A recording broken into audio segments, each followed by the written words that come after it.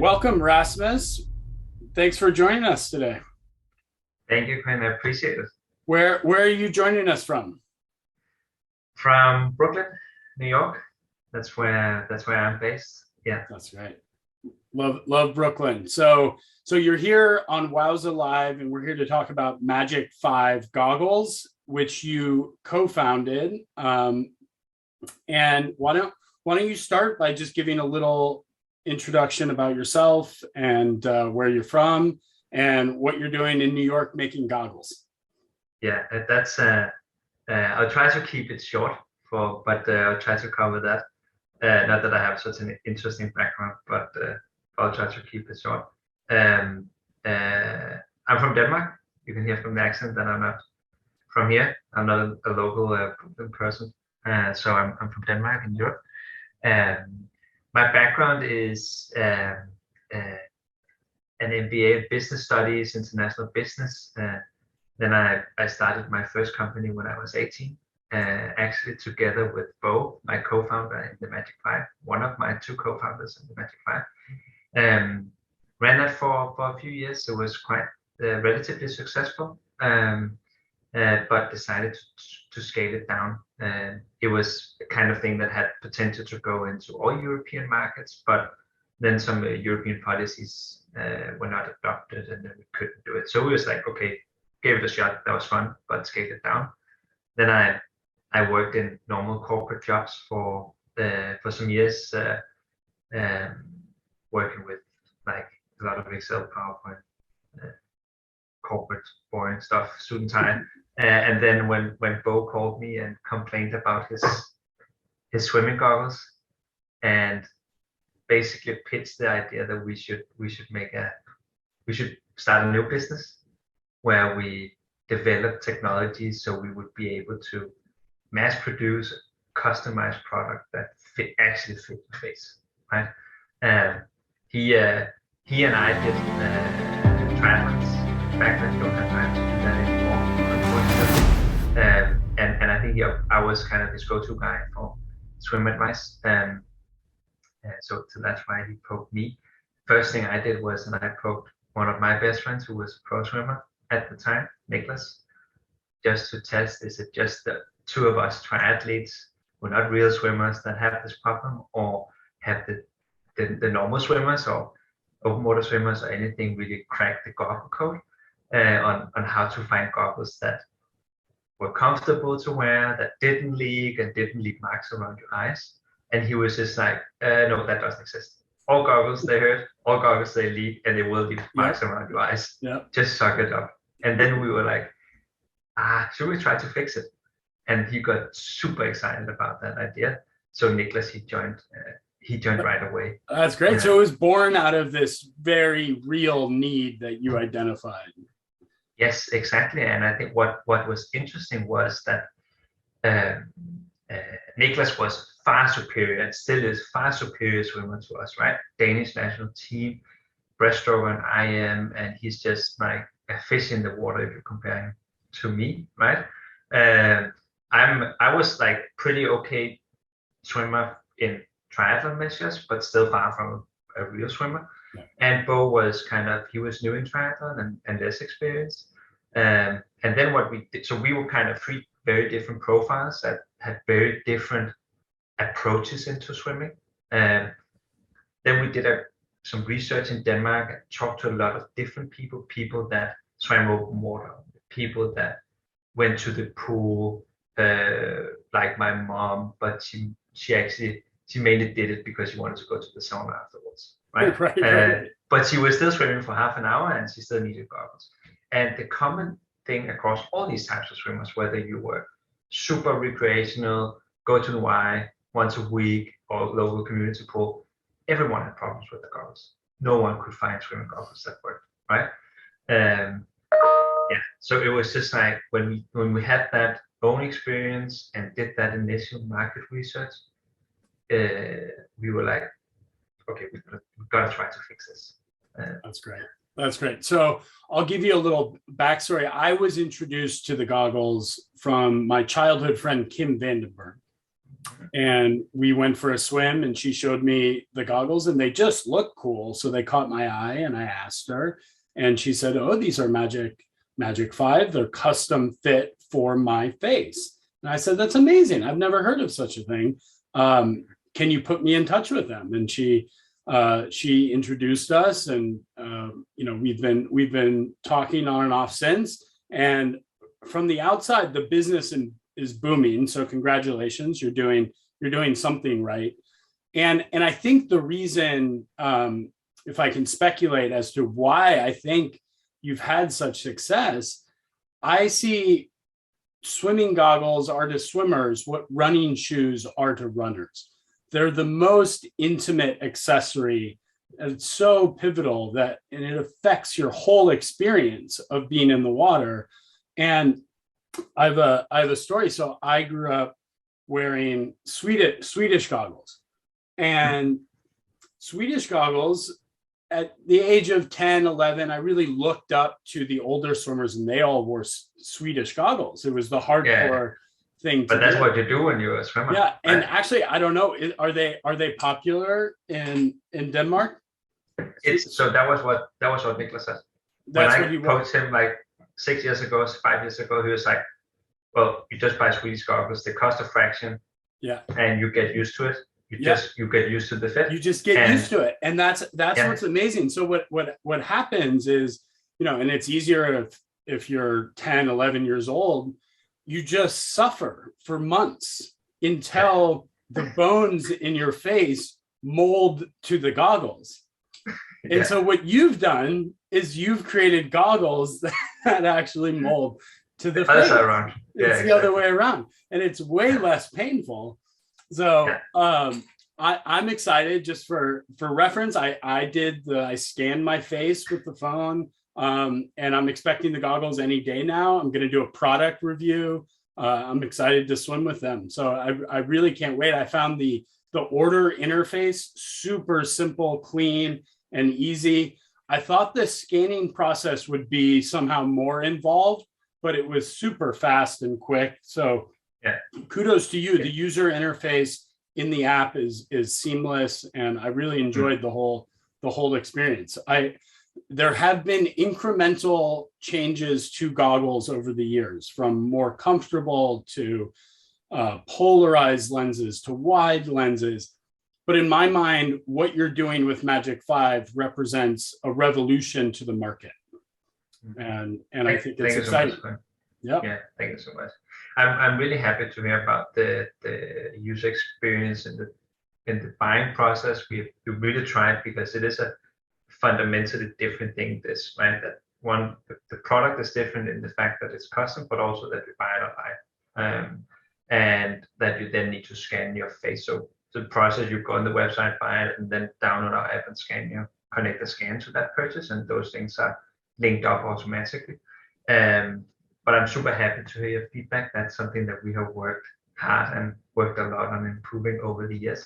So I'm super happy to hear. That's great. As a lifelong swimmer, I'm thrilled to see some of the other advances that you see in other sports actually being applied to swimming. And we talked about this a little bit offline. I think for a variety of reasons, swimming sometimes, I think because it takes place in water, it hasn't benefited from the renaissance in technology and even something as simple as apparel and gear, all of the gear related to sport, and it becomes a lifestyle in so many sports. And swimming, for whatever reason, it has not had the same trajectory of innovation and kind of fun lifestyle products or technology enabled products that other sports have. And so it's an exciting time to see companies like you come along and improve the experience of swimming. So thank you. And thank you so much. And that is actually our ethos, right? We don't see our brand as a super competitive focused brand. That's not the vision with this company. It is to make the swimming experience better for everyone, right? I think without selling our blogs too much, then we're bringing a story one of the next few weeks of what swimming means to one of our customers. She happens to be 95 years old. Wow. Right? She's participating in US Masters this year, and she's the only one in that age group that still participates. Right? She scanned her face. She got custom goggles. Right? That's great. So it's kind of, it tells, and now she is a one-off. We don't have that many that's above 90, but we have tons of customers in the 50 to 65 years old segment. Right? Yep. It's one of the sports that can stick with you for a lifetime. You don't get too old to swim. You get too old to play ice hockey or American football or something like that. You don't get too old to swim. So to us, it's really about, yes, we want to work with athletes and they can benefit from the product, but it's really all the rest of us where we want to focus and do everything we can to make that swimming experience better. Absolutely. Yeah. That's great. I love to hear that. I'm always amazed at when I hear about 95, 96, 100-year-olds, they still swim. You can do it for the rest of your life. It's a magical sport for that reason. Yeah. So Rasmus, tell me about your open water swimming background, because I know you share our passion for swimming open water. Tell us where that came from, and are you still open water swimming? So where it came from, it really got so in Denmark there's a lot of coastal border, a lot of coast in Denmark. So everyone is brought up with hey, you need to learn how to swim when you are 4 years old, 5 years old, kind of. So everyone goes to swim school when you're very, very young. Yeah. Then swimming is not as big actually in Denmark as it is in the US. We don't have that whole high school, college ecosystem of swimmers where you get scholarships and stuff like that. We don't have that system at all. But all Danes, just like we're used to riding bikes, because you do that in Denmark all the time, you're used to swimming all the time, right? So it's part of everyone in Denmark can swim okay at it. Not okay in terms of high school or college level, but you can swim. Right? What really started off for me was when I started doing triathlons, and I was lucky that at the time I was still living at my dad's place or my parents' place, and he lives down to this beautiful lake in Denmark. So all my triathlons, most of it was 90% of it was in this lake that my dad's house was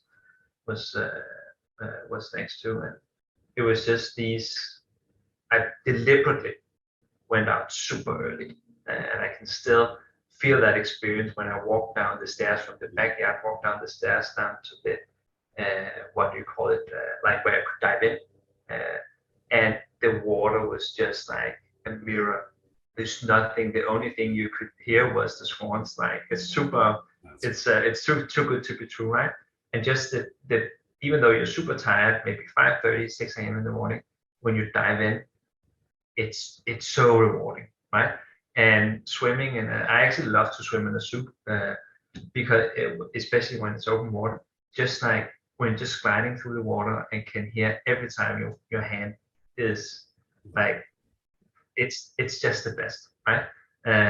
I remember the only thing that was a bit of an issue was in the high summer months, there was a lot of like rowers on the lake, so you had the safety aspect of it. Yeah. But I think I can recall, I have like fresh memories of, let's say, 10 swims in that lake that was just out of this world amazing, right? And I can't remember a single trip to the pool where I have the same emotions connected to it. Then I had like good training sets and I swam fast and was very whatever, but I don't have the same emotions connected to it, right? Yeah. And that's where I think open water swimming really differentiates itself from pool swimming, and also where I think that open water swimming is super underrated. And when I moved to New York, I was like,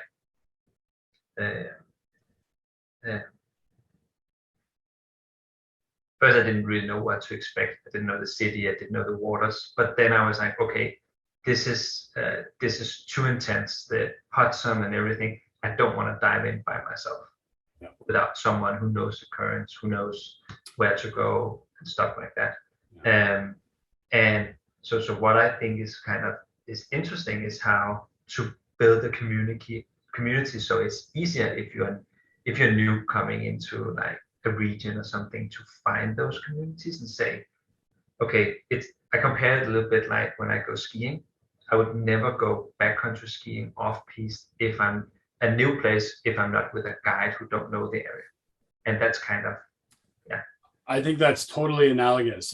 And I agree with everything you just said. There's something spiritual about communing with nature in water. And you know, a pool is a very sterile environment, and it's great for training. But for me, the magic is getting out in nature and immersing yourself in this foreign environment. And it's just so special. And the people who know, they know. And you know, that's what we try to do. That's what we evangelize. We're evangelists for open water swimming. So Rasmus, tell us about maybe some of the product specs that translate to open water. I don't know, peripheral vision, comfort, you know, what are some of the things that open water swimmers might find interesting about the goggle? Yeah, so I was smart and trying to have a pair of those, right? I think the perfect fit is the fit and comfort, right? If you go open water and you experience, yes, you can probably, is it called tread water, when you just like kicking your legs and staying in the same position, treading right? water, yeah, treading water. You could probably do that and fiddle around with your goggles, but it's not ideal, and it really takes away that experience. I still remember, if there's one thing that could mess up that magical moment I referred to back in Denmark, where I dived in and the swans were across the lake. Every time my hands touch the water, if I had to stop every 400 meters to do like this, it takes my focus away from enjoying what I'm in, right? And let my mind wander away because boom, I'm annoyed by this thing, right? And that's where I think it's, if I compare it to, I still ride my bike quite a lot, and it's, of course you need to be super attentive to traffic and everything, but when you get out on the countryside and you're out there, your head it empties out and you get that mental free space, right? And you can, and people still do that for swimming, but I think what's a real pitch from an experience point of view is that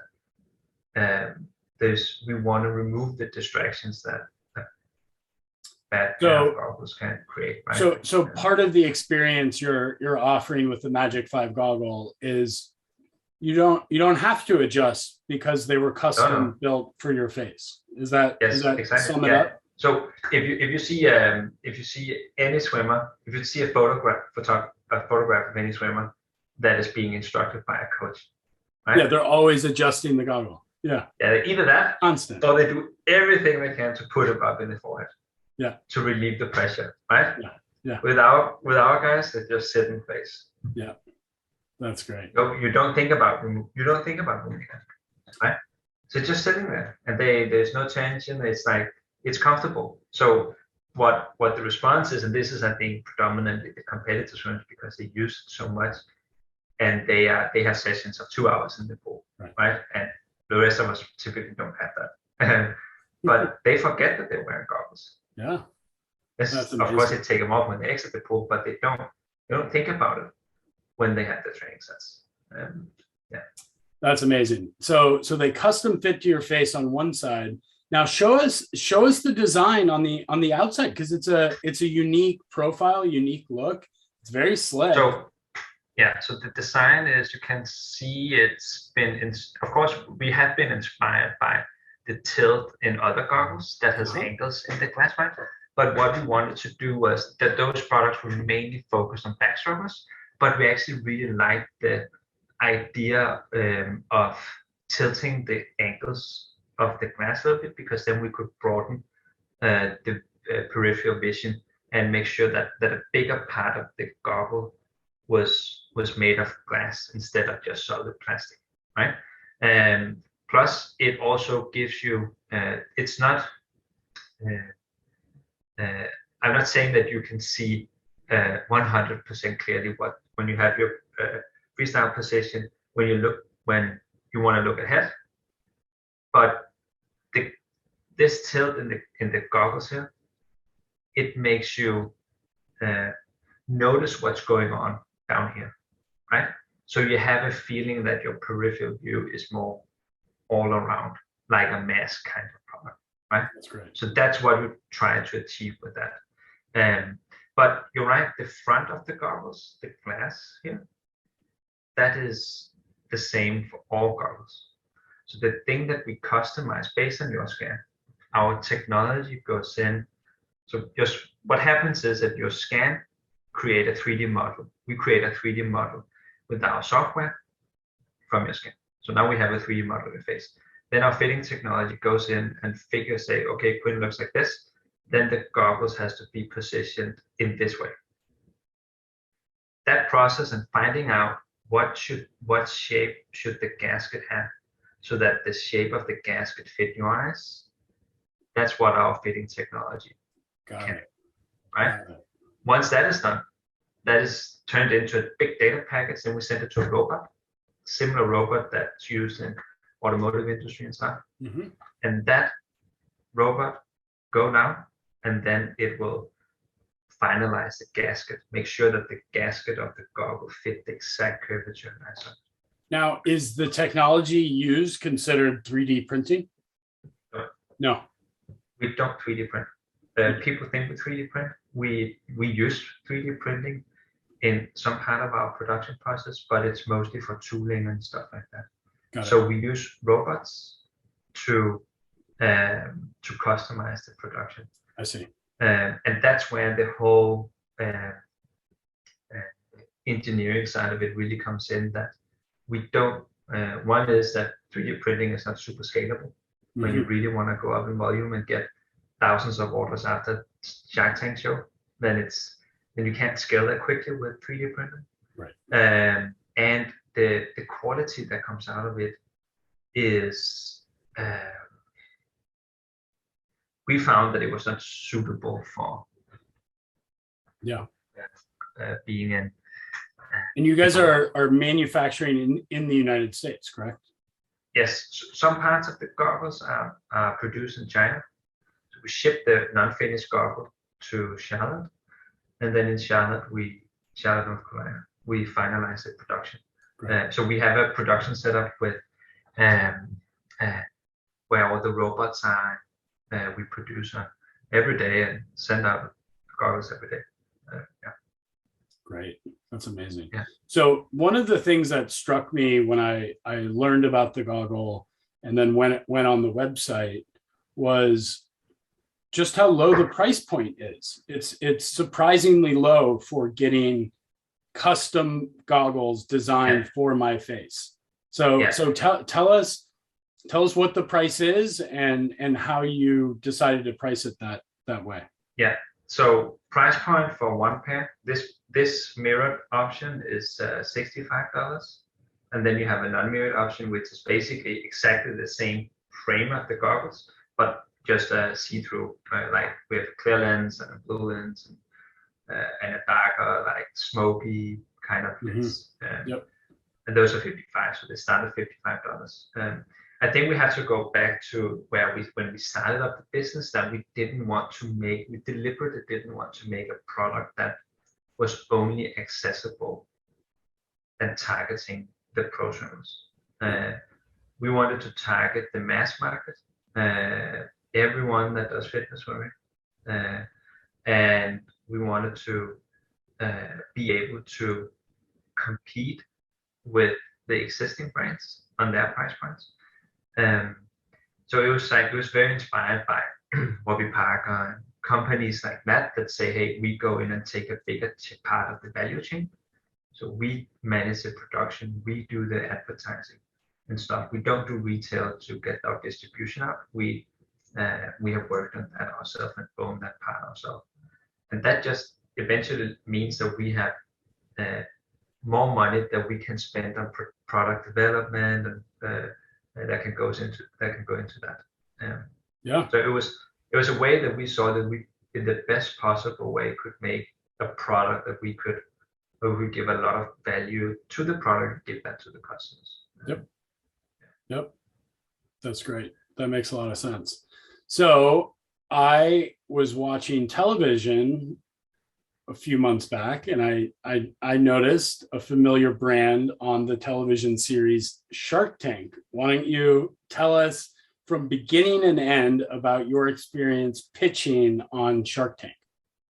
It was surreal and very overwhelming, but it was an amazing experience. It was we were super lucky that the Shark Tank producers reached out to us and suggested that we should apply. And then we applied and got through the what do you say, the first round. Yeah, you made it past the kind first of round. yeah exactly. And then we did the recording back in July last year, late July. So we had 3 days in LA where we had no control over our own itinerary. It was just like, follow these guys, we'll take you through it. And tomorrow at the time you have your pitch and you have one chance. You go in when the horn honks and it's your turn, and then give it your best go. And if you mess it up, you mess it up, and that's too bad. But no retakes, right? So kind of have this one chance. So we got to the Sony production village and we're just like, whoa, this is massive. I don't know what we had anticipated, but we came into this huge hangar with tons of people on set, and it felt like being part of a movie, with makeup and hair several times, and then we had to do this and then that and then this briefing. And then at some point it was like, okay, now it's your turn in 30 minutes, and then we had to be on standby, and then at some point it's like, good, and then everything started. So you gave your pitch. How much time did they give you to give your pitch? So I think it was 60 and 90 seconds. I actually can't remember, but in that area. That's the only place where they go in and help us get the pitch refined so that it comes across the best possible way, right? Mm-hmm. Their intention is to make us look as good as possible and send us off. The pitch is the only time that you have control over 100%, where you can say whatever you want, right? And they want to, the producers want to make sure that you spend that time as good as possible. So they helped a bit on that. But then after that, it's fair game. It's up to the Sharks to go at you. Right? Well, those negotiations can get very contentious. Give us the short version of the play-by-play. Yeah. So short version is, and I think the perspective is that the show on television is like 8 minutes per segment, right? Yeah. So that's what you see. We were in the tank for 55 minutes. So they condensed that down to 8. What we did our pitch, then we knew we had a pretty high ask of $500,000 for only 2.5%. So it was a little bit of low equity but high valuation, which is not what they like to hear, right? So we knew that they would laugh at that. And I was like, oh, whatever they say. So we knew that we had to steer the attention right away, otherwise it could be like a rabbit hole that would just attack the valuation. And we knew that we had to tell them about the uniqueness of the product, the technology, and all the traction, how many customers we had at that point in time. So I kind of tried to steer the word from them before they really got into it, and then we just started and talked about the product. And Mark Cuban was the first, I think, to have he had a few follow-up questions, and then he placed his first offer. So after 5 minutes or something like that, he put down the first offer. That was kind of tip of the iceberg. That was taking like top of the pressure that was taken off. It's like, okay, good start, kind of. Yeah. And then after another 10 minutes, so now we're like 15 minutes into the time in the tank at the 55 minutes, and all the Sharks placed an offer. Whether it was like 15 or 20 minutes, that's a little bit difficult to recollect, but that was almost how it was, or that's how we recall it. So now all the Sharks have placed an offer. That was like super unexpected. And then from there on until 40 minutes in, so good 20 minutes, 15 minutes, it was really the sharks attacking each other. They were negotiating against themselves. Yes, and why Ori wouldn't be a good candidate for, like, Robert would go after Mr. Wonderful and say, oh, you'll be a super bad investor. Yeah. Mark Cuban would do the same to Robert, and you know, that back and forth. So we were just standing there in the tank and it was like, just let those guys have it out against each other. And then once in a while there was a question towards us, and then we answered that. But we were, I'd say we know our business in and out, know everything about it. Our whole core of our product is data and technology. So, and that also reflects on how we like to manage our business. We know all the fundamentals, we know all the numbers. I can tell you all the numbers at this point today, right? Because it's kind of, it's how we like to do things, basically. Yeah, and then there was a bit back and forth. There was some discussions around the swimming market that was interesting, right? They all had a connection to swim. The guest shine. Everyone does, right? Yeah. Everyone is once removed. I thought that was so interesting how they felt like they knew the market on a personal level before they understood the business, and then you filled in the business numbers for them. Yes. And it made sense in a way that got them comfortable to invest. Yes, exactly. And we did some research, and we had on the sharks, like what were their relationship to swimming, but it was only one of them that we could find something online. But Mr. Wonderful still had a relationship to swimming. He loved to swim when he was out, on the lake. Mark had also been swimming and so on and so forth, right? Robert, his daughter, was a competitive swimmer in Canada.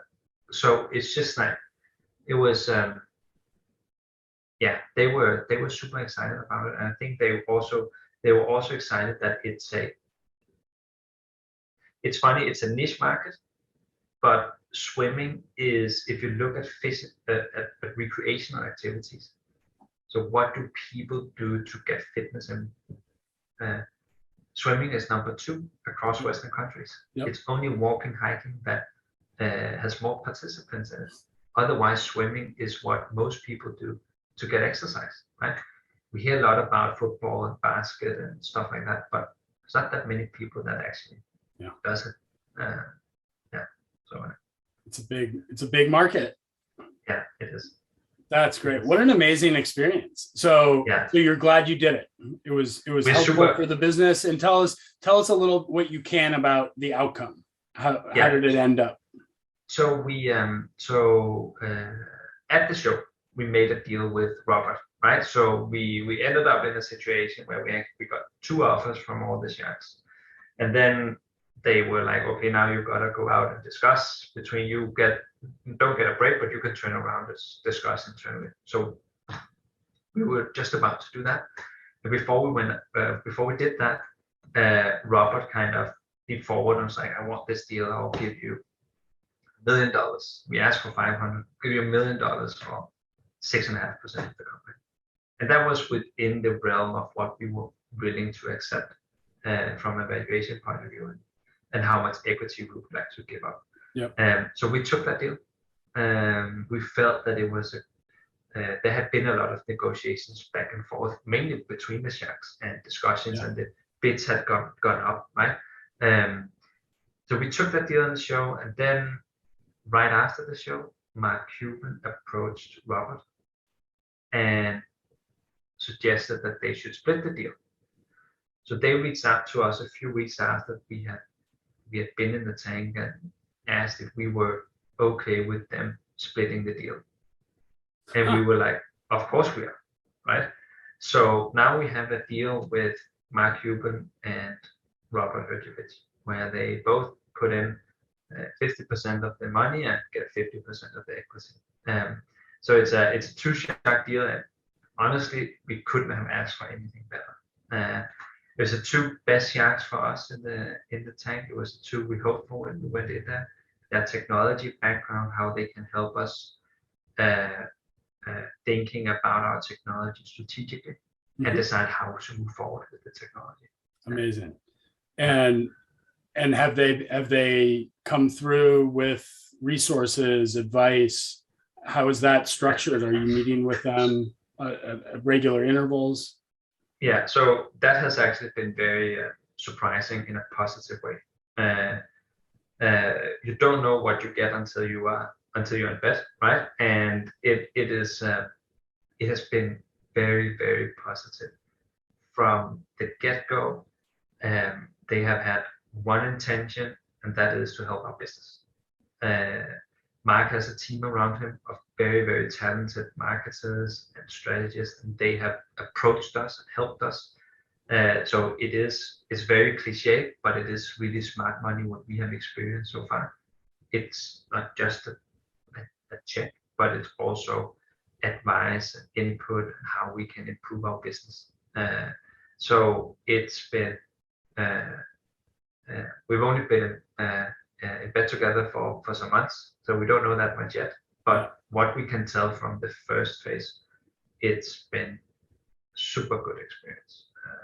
Very, very. Congratulations. I mean, it appears from the outside like it's always a little bit of a gamble going on Shark Tank. And I actually started my career in angel investing, so I know that dance a little bit. And it's nerve-wracking. It's got to be an ordeal. I mean, especially live television. You have a limited time. You have to say the right thing, and it looks like everything kind of went your way. So congrats. That's amazing. Thank you so much. I appreciate it. Yeah. Really appreciate it. Yeah. So, okay. So if I'm a swimmer, I think a lot of people still, unfortunately, think of goggles as a kind of commodity. Maybe they have a preference or their friend recommended a brand. You know, it's word of mouth. Maybe if you're a triathlete, triathlon community does a good job with reviews, and you know there's a lot of content out there, so maybe you get some advice online. But what is your advice for someone who needs a pair of goggles today, and maybe they're not such an experienced swimmer and they don't know what they don't know? Why choose Magic5? There's really nothing to lose, to be honest. We have a technology that will give you a pair of goggles that don't leak, are super comfortable to wear, and we really want you to get that WOW experience where you don't really notice your goggles on, right? And with that said, and this is not a disclaimer on whether we can make the product or not. This is just being super transparent on how our performance is with the product. We have a fit guarantee. So if you don't like the fit, we give you your money back, and we mean it, right?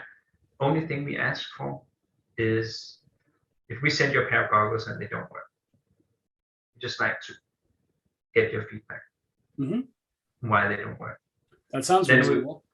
Then we will take that feedback and we will make a new pair of goggles and send them to you. We do that for 4% of our customers right now. When we started out, that number was a little bit higher because our technology was not as good as it is now.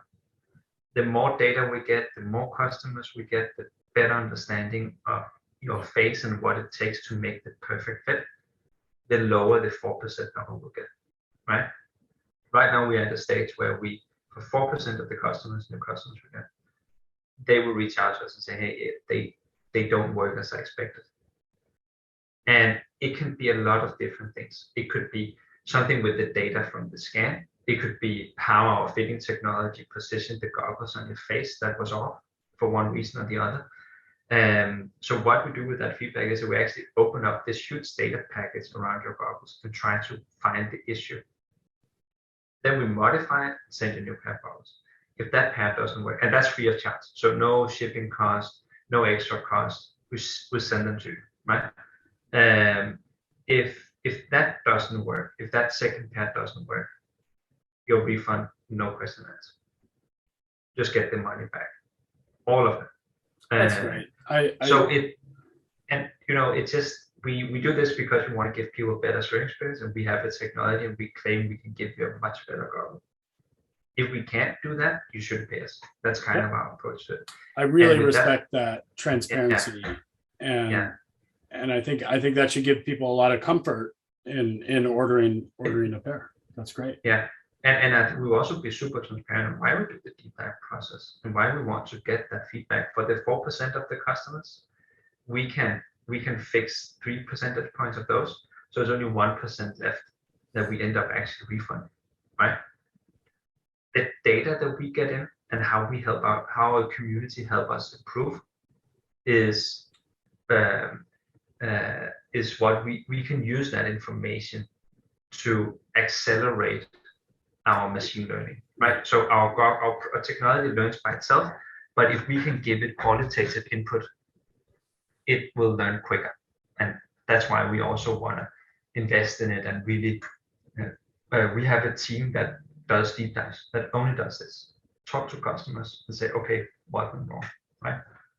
That's great. So you guys are perpetually improving the every day technology every day, and it's baked into the business model, and you guys have core metrics that you measure on a daily basis. That's powerful. Good for you. One of the core metrics is that 4% number. How many customers get back with fit issues? And we want that number to go down all the time. Right? So, that's great. Wow. Well, congratulations. I'm really excited to get my goggle. What should I expect? So it's going to arrive.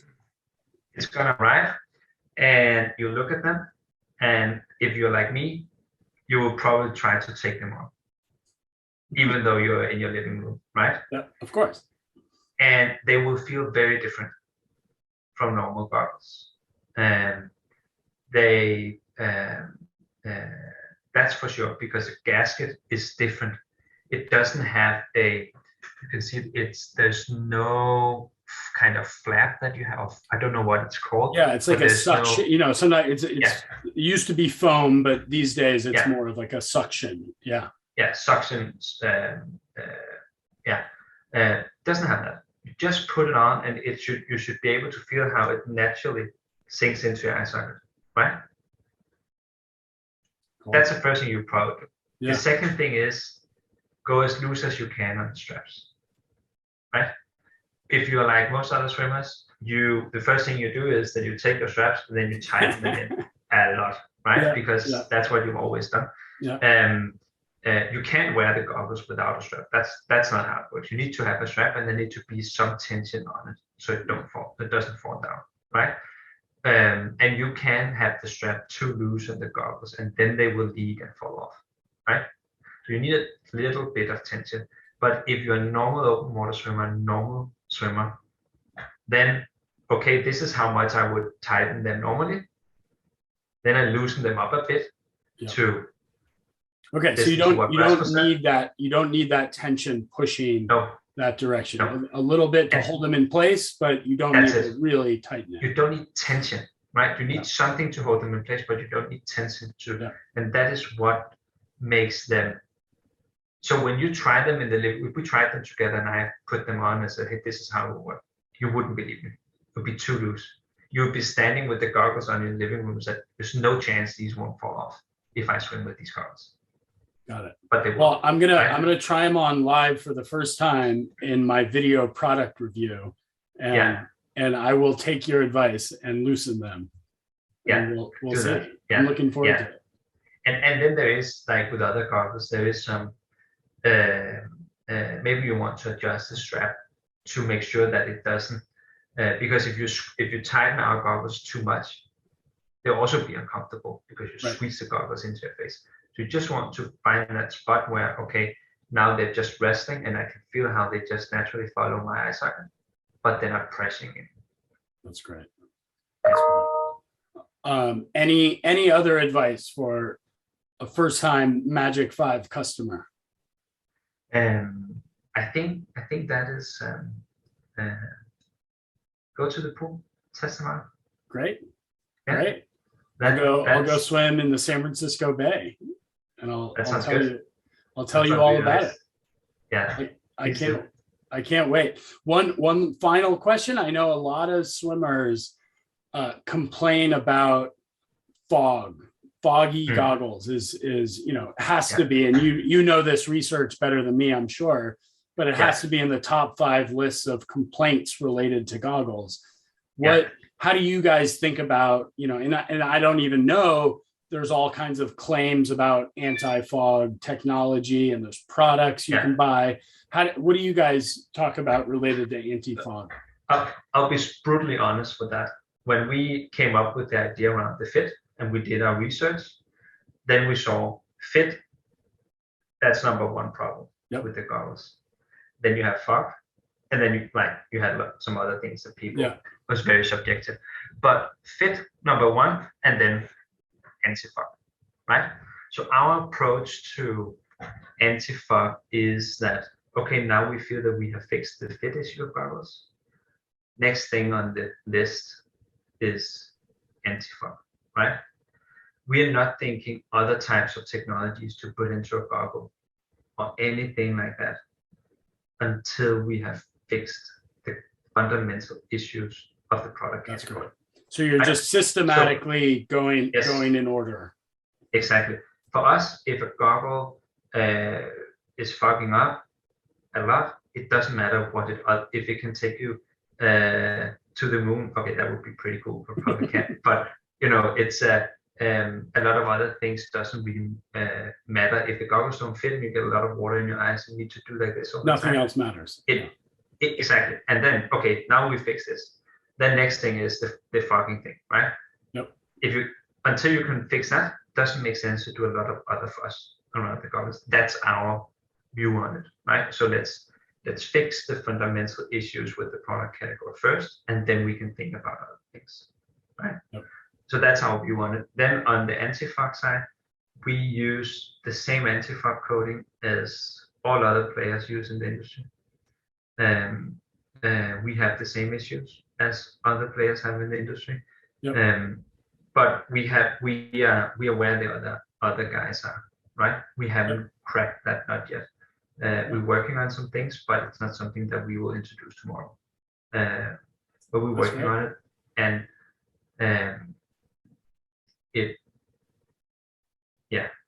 that's the status on it. I really appreciate the candor and the transparency, and I think unless you're in this industry, and I've had some insight into it myself, and there are a lot of claims out there, and you guys are saying, really everyone's using the same anti-fog and probably even a lot of the other components, but you are differentiated because you're solving the number 1 problem, which is fit. And I think there's something to really respect about that. Fantastic. Well, Rasmus, do you have anything else to tell us before we wrap up? I want to know if about the local